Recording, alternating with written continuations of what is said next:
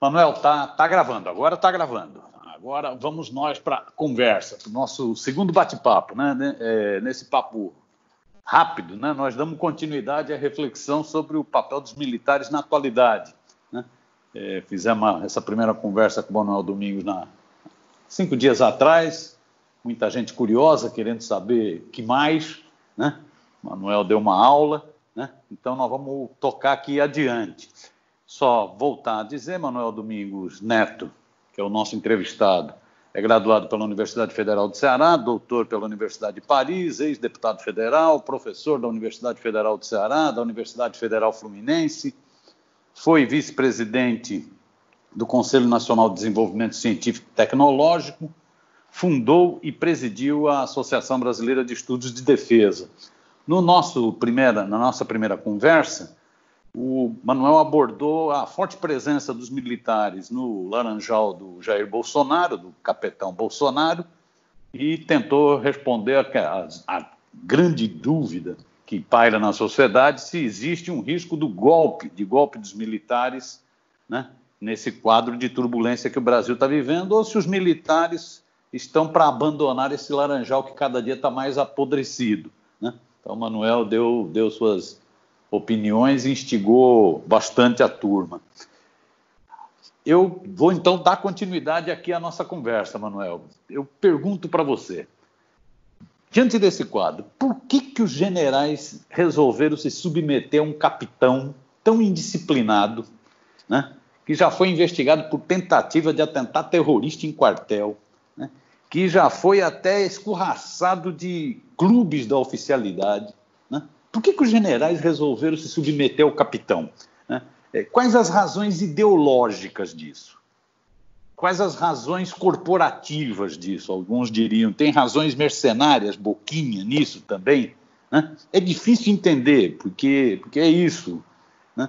Após o desgaste que os militares tinham sofrido com a ditadura, né, eles tentavam passar a imagem de maior profissionalismo, de defesa nacional, né? E agora se meteram num laranjal de um sujeito insano, de um miliciano, né?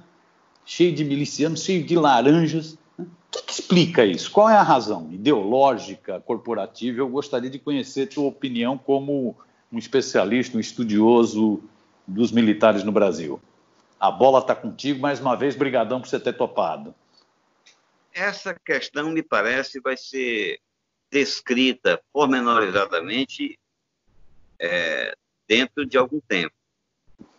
Hoje a gente pode listar razões para o embarque na aventura Bolsonaro.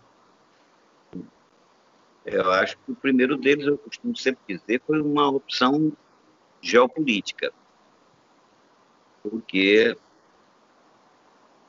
o governo democrático estava, digamos assim, buscando se situar num mundo multipolar, apostando nisso. E as Forças Armadas tendiam a manter esse entrosamento com os Estados Unidos, dos quais um país do qual elas dependem. É o grande fornecedor, o grande modelo, é o grande repassador de tecnologia, enfim, é o grande aliado. País que recebe os oficiais, que treina e orienta uma unidade muito grande desde a Segunda Guerra Mundial. Agora, nós podemos colecionar diversas razões. Acho que eu já mencionei o fato deles estarem absolutamente fartos com a esquerda. Alguns destacam a insatisfação com a Comissão da Verdade, né? Agora, qual o peso disso? É preciso... Eu ainda não tenho noção, né? Eu sei que isso não seria bastante para essa decisão. Há também as razões de busca de complementação salarial dos reservistas.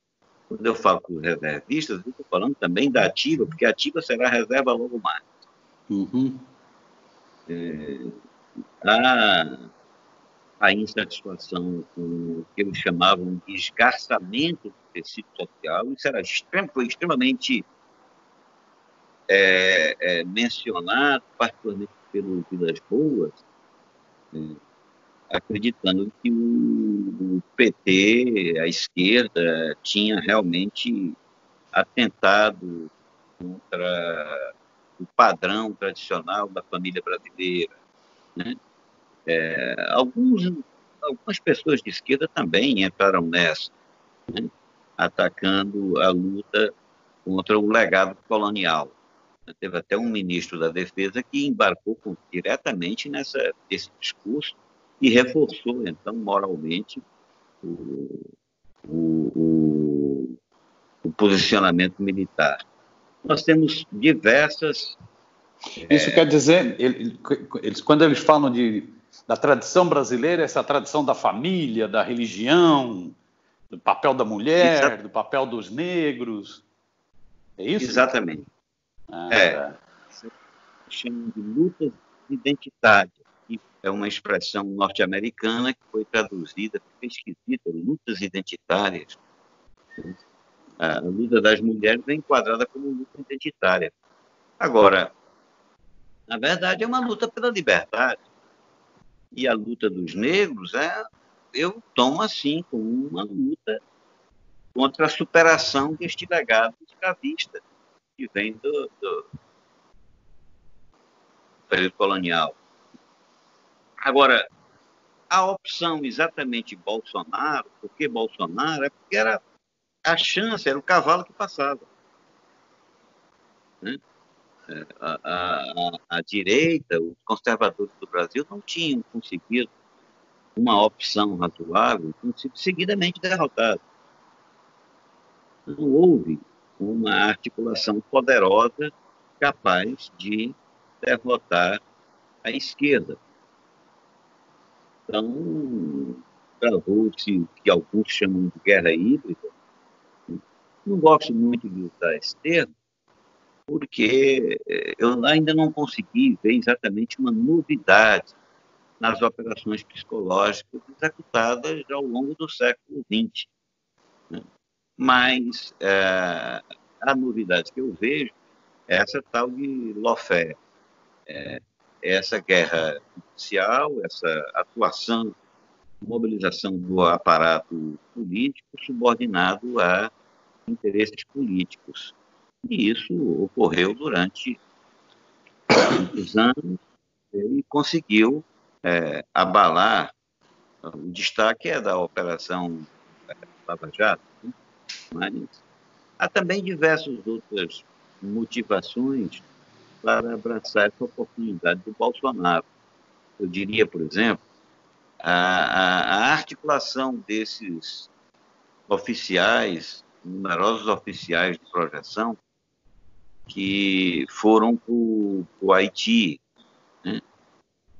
Muitos que participaram dos Jogos Olímpicos. Isso agregou essa turma? Isso agregou Sim. essa turma no projeto Bolsonaro?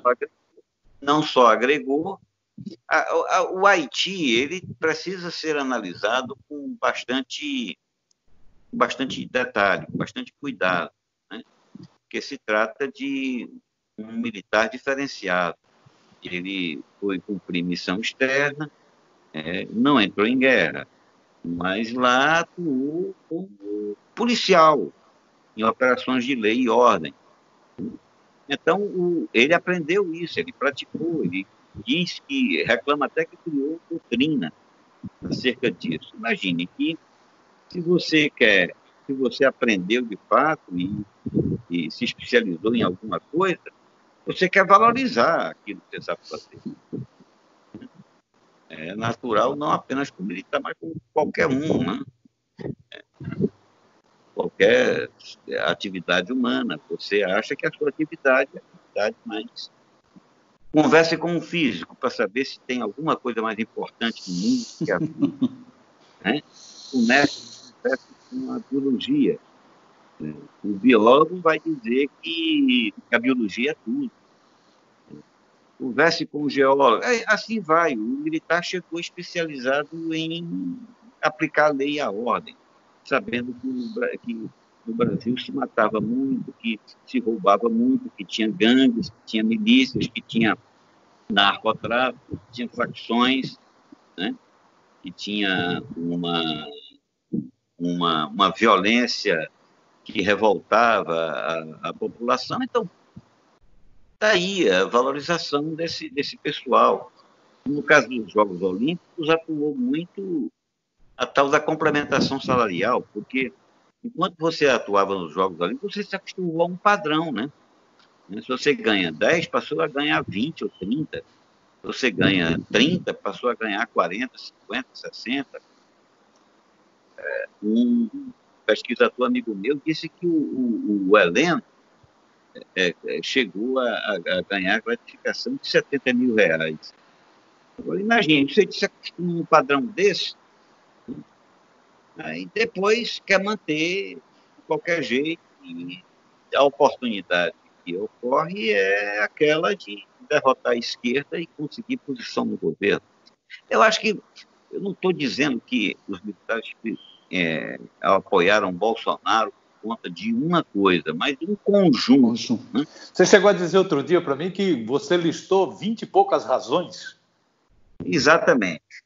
No meu esquema, até agora tem 22 razões.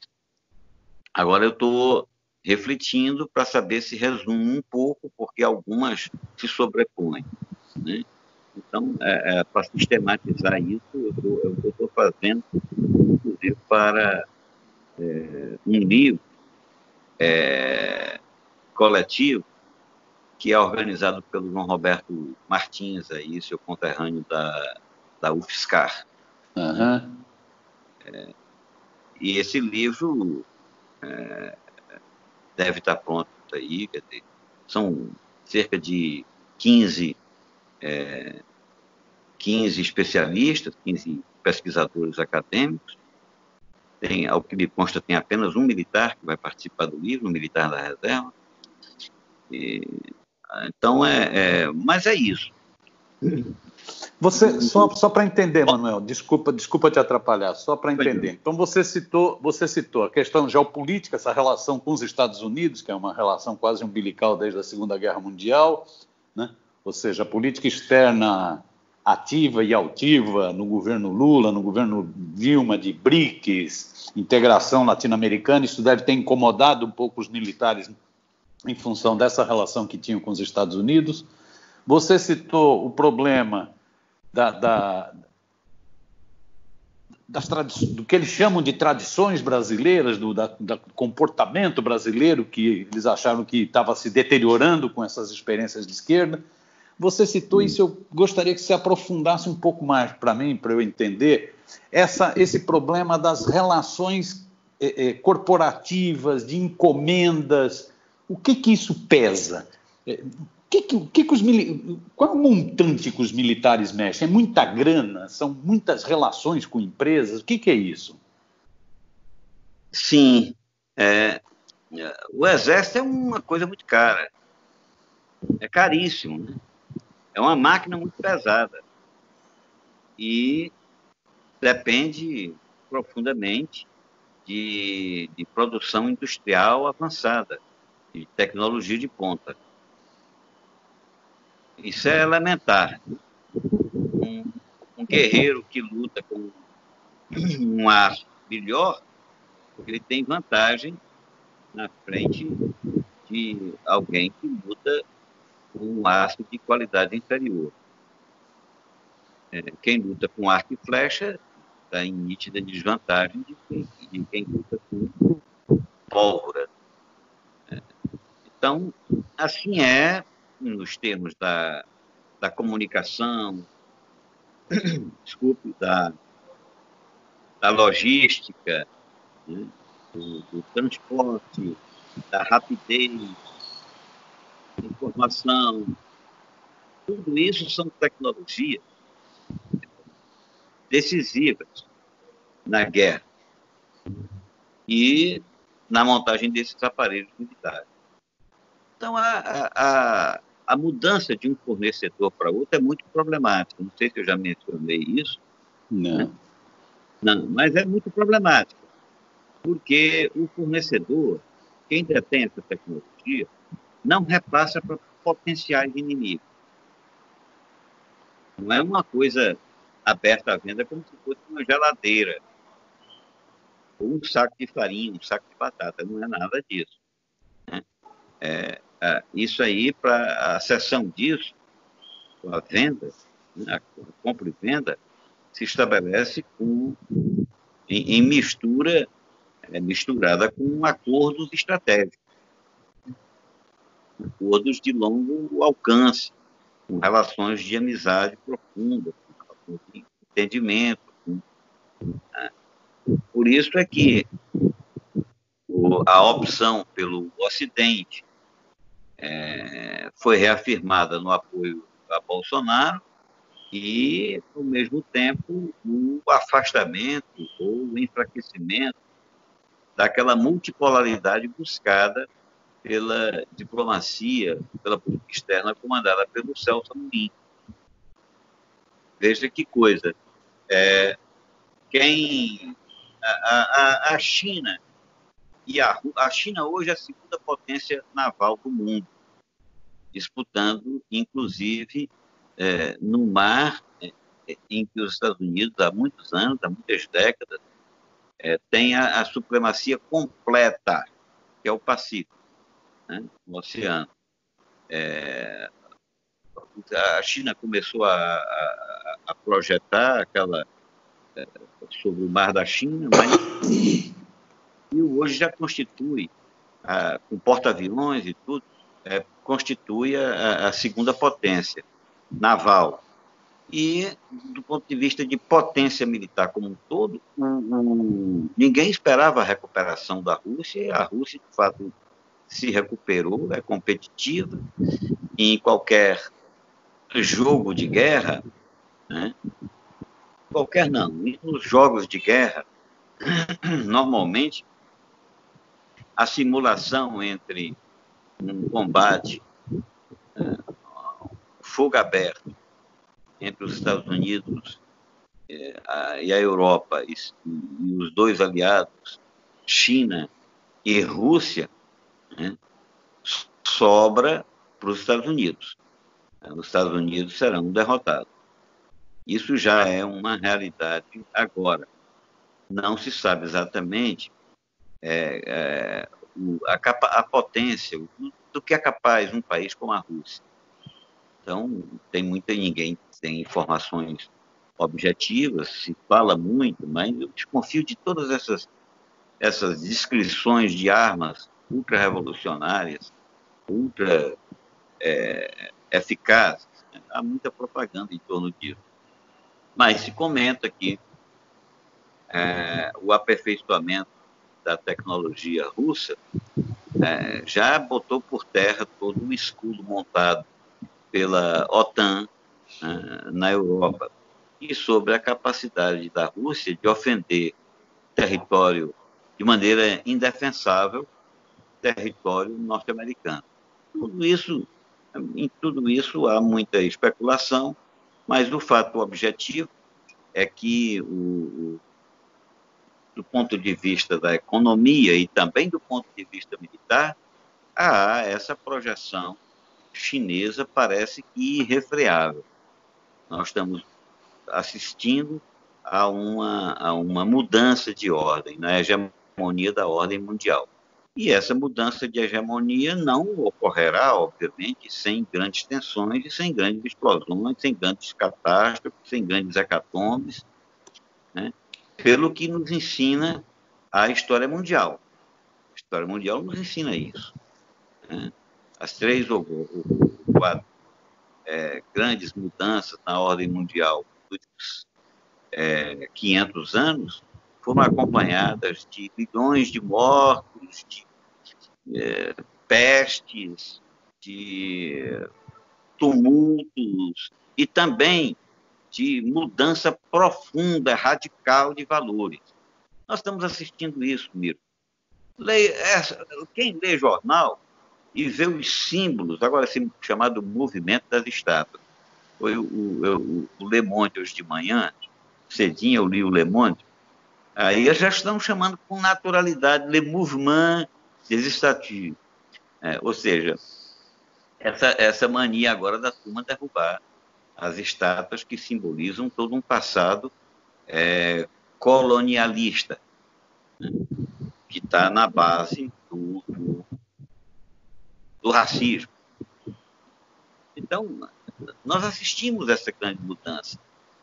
O Bolsonaro foi aparecendo com sua postura amalucada, reacionária, e era a oportunidade que os militares tiveram para voltar a dar as cartas. Não sei se estão dando as cartas. Eu acho que eles não estão dando as cartas, mas, no fundo, eles estão procurando e conseguiram deter aquele rumo da política externa brasileira e o rumo de reformas sociais que nós estávamos, né? Agora, a imagem deles não está sofrendo um grande abalo com esse governo? Rapaz, esse governo é um desastre total, né? Agora mesmo, na questão da pandemia, é uma coisa desastrosa. É um governo que está enfrentando uma pandemia sem ministro da Saúde, sem Ministério da Saúde. Os militares não estão se desgastando brutalmente nessa história? Meu Deus do céu. O meu amigo Hector Sampierre cunhou a metáfora, que eu não sei se eu já mencionei, que eu achei a mais perfeita. Eles tomaram o rumo das Malvinas, né, onde os militares argentinos entraram e saíram no chão. Totalmente. Eu acho que é exatamente isso que ocorre, particularmente com o Exército. E isso não é bom, viu, Miro? Não é bom para o Brasil. Do ponto de vista da defesa nacional, inclusive, né? Tem gente que torce pela desmoralização do Exército. Eu não torço, porque nós precisamos. Não há país sem Exército. O que eu gosto, o que eu torço mesmo é por uma postura digna do Exército brasileiro. Mas a indignidade é o que prepondera nessa participação militar num governo tão desastrado. Acho que vão se afundar. Estão se afundando. Prejuízo para a defesa do Brasil. Porque Força Armada desrespeitada não defende nada. Você veja o que aconteceu, o que está acontecendo agora nos Estados Unidos.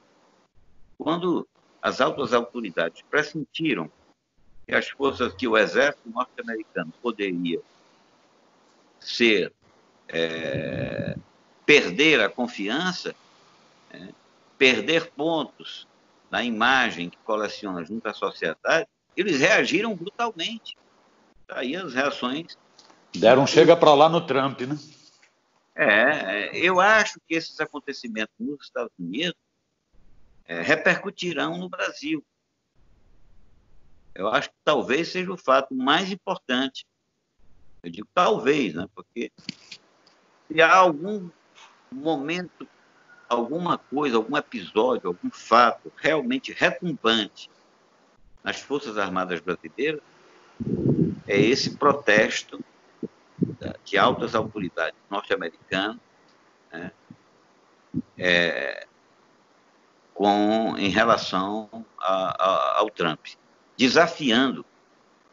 Isso começou a semana passada, quando o Trump disse que ia utilizar o exército para reprimir as manifestações antirracistas, né? E aí os militares começaram a reagir. Negócio impressionante. É a isso que eu estou me referindo. Esse é um episódio que precisa ser estudado atentamente. Vamos verificar se os comandantes referenciais seguram, de fato, a tropa depois de um comportamento desse. Eu não tenho conhecimento bastante sobre o exército americano, estou procurando ler o marco, acompanhar os sites que exprimem o posicionamento dos oficiais da reserva dos Estados Unidos, mas é impressionante, é muito inquietante, e isso vai impactar. Eu quero crer que vai prevalecer a noção de hierarquia e disciplina, tendo em vista o instinto de preservação corporativa. Esse instinto de preservação corporativa não me consta que esteja sendo observado pelos comandantes brasileiros. Pois. Comandantes da corporação. Espero que essa lição norte-americana repercuta positivamente aqui no Brasil. Esses generais, brigadeiros e almirantes precisam entender que as Forças Armadas brasileiras não podem misturar sua imagem a um governo tão deslocado. Hoje, um general da ativa, o Eduardo Pazuello, comanda a principal política pública hoje no Brasil, que é a política de enfrentamento da pandemia. As projeções são pavorosas. É claro que isso vai recair, a responsabilidade dessa tragédia vai recair, não adianta manipulação estatística. Uhum. É até burrice querer manipular estatisticamente esse negócio. Na época da ditadura, eles podiam esconder tudo e qualquer coisa. Conseguiam, em parte, mas não conseguiam esconder tudo. E depois a verdade se revela. Agora, como é que vão esconder dezenas de milhares de mortos? É impossível isso. Eu vejo que, particularmente, o Exército sairá muito arranhado. Manuel, você mostrou, no seu entender, as várias motivações, as várias razões que levaram os generais a embarcarem nessa onda do capetão, né? Geopolíticas, ideológicas, corporativas, econômicas, e você acha que os militares estão afundando a imagem da própria instituição, né? A comparação com a analogia com as Malvinas é muito interessante de fato, como você disse. Você tratou de instituição. Eu vou te fazer uma pergunta meio danadinha, você responde se achar que vale. Você conhece muitos militares, participou de inúmeros debates, inúmeras reflexões com os militares pelo trabalho que você desenvolveu nessa área. Como você caracterizaria alguns desses militares que estão no governo, pessoalmente? Quem que é esse general Mourão? Quem que é esse general Heleno? Como que você... Aí, eu sei, isso é mais complicado, nós não estamos tratando da instituição, estamos tratando das pessoas. Essas figuras, o que elas representam? General Mourão é realmente um bravateiro? General Heleno é um treslocado, ficou meio... habitolou-se? Você topa falar um pouquinho dessas figuras? Não há dificuldade de falar, porque eles se expõem, eles se mostram, eles se revelam. Né? Acho que o general Heleno e o general Mourão integram aquela experiência, são representantes daquela experiência mais sórdida da ditadura militar. O Heleno um pouco mais velho, mas o Heleno fez parte daquele esquema terrorista. Daí essa identificação profunda com... Qual é o esquema terrorista que eu falo? É o esquema que queria resistir à redemocratização. Né? O Heleno faz parte dessa turma. Do Frota, né? Quanto ao Mourão, eu vejo o Mourão como um sólido reacionário. Reacionário bastante firmado, né? Convicções profundas, muito mais sólido que um Jair Bolsonaro. O vice-presidente da República, ele é mais completo na sua formação intelectual, a sua mentalidade neocolonialista e liberticida é muito mais apurada. Para mim, é um grande perigo. Eu, sinceramente, acho que o impeachment que dê lugar a Mourão é uma saída muito, não quero usar complicada, porque é um chavão. O nordestino, às vezes, gosta de falar as coisas mais diretamente. É uma saída horrível. O governo Mourão, para mim, será uma tragédia. Esse reacionarismo se expressa como no Mourão, você diz? Só para eu entender. Vamos ao mais profundo. A mentalidade do Mourão é uma mentalidade... ele é herdeiro do colonialismo. O colonialismo se expressa através da obediência à metrópole e através da discriminação dos elementos autóctones e dos de baixo da colônia, né? Ou seja, o Mourão ele é um sujeito que menospreza o negro, que não vê sentido na preservação do índio, né? É um misógino. O Mourão, eu diria, tem muito pouco, ou não tem nada, construção da nacionalidade, de amor pela o que nós chamamos de pátria, que é uma abstração, mas uma abstração que orienta a sociedade.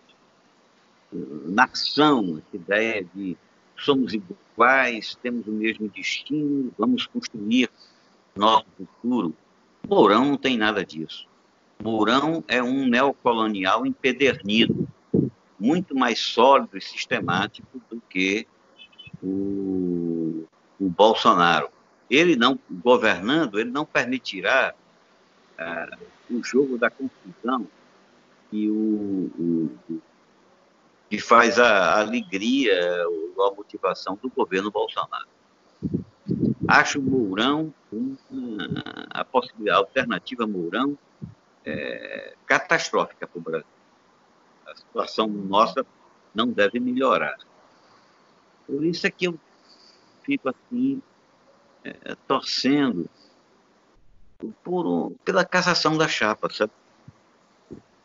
A eleição foi fajuta. Os crimes de responsabilidade estão aí, mas antes disso, a eleição foi falseada. Nós já conhecemos as eleições. Tudo bem, mas a justiça tem que responder objetivamente aos processos que questionam a legitimidade das eleições.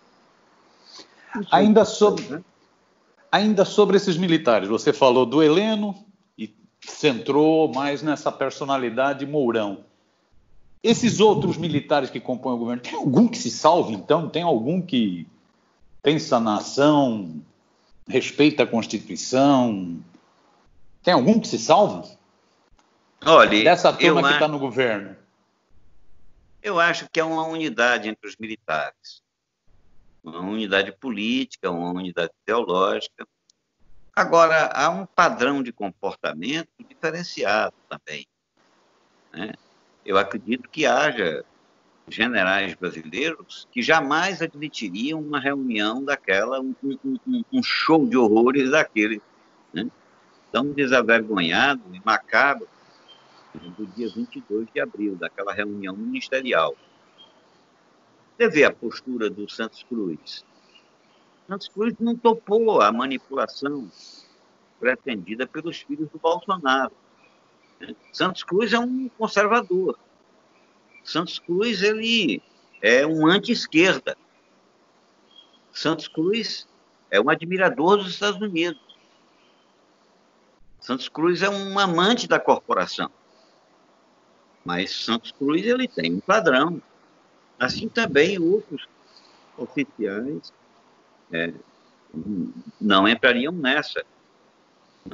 Portanto, acho que o oficial que se mistura nesse governo, que se identifica, que participa, que suja as mãos, né, ele e com ele a sua própria corporação.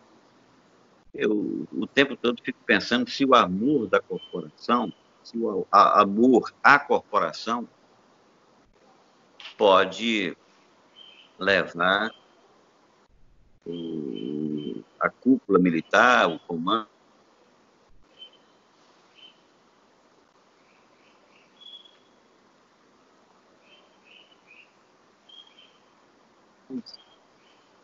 um artigo em que eu rascunho mais ou menos as dificuldades que os militares teriam para se livrar, para se soltar desse governo. Entre elas, o seguinte, não sei se eu já falei, ao mínimo sinal de desaprovação, né, do general Pujol, eu acho que o governo se fragiliza demais, porque um dos suportes mais importantes da sustentação de Bolsonaro é o suporte militar. É isso. Manuel, nós estamos com algum problema, está dando problema, está paralisando a sua imagem. Algum problema de conexão. Você está me ouvindo, não? Eu estou lhe ouvindo, sim. Está dando tá dando algum problema de conexão. Eu ainda... Oi, desculpa. Eu estou aqui conectado ao Wi-Fi e também a operador de celular. Mas aqui deu algum probleminha, mas está sumindo e volta. Deixa eu lhe dizer, eu ainda teria mais 2 perguntas para lhe fazer, né? Mas vou propor, se você topar, a gente fazer uma outra rodada. Eu sei que eu tô te explorando demais, mas se você topar, ainda faria mais uma terceira rodada contigo. As 2 perguntas são basicamente o seguinte, até para já dar a manchete. Eu gostaria que você, numa próxima rodada, tratasse para a gente o seguinte: os militares ainda são nacionalistas? Os militares são incorruptíveis? Eu gostaria que você tratasse um pouco disso. E gostaria, uma última pergunta, que você tratasse com a sua avaliação sobre a experiência dos governos Lula e Dilma, com seus vários ministros da Defesa, no trato do problema militar, né? No trato dos militares no Brasil. Topa uma terceira rodada?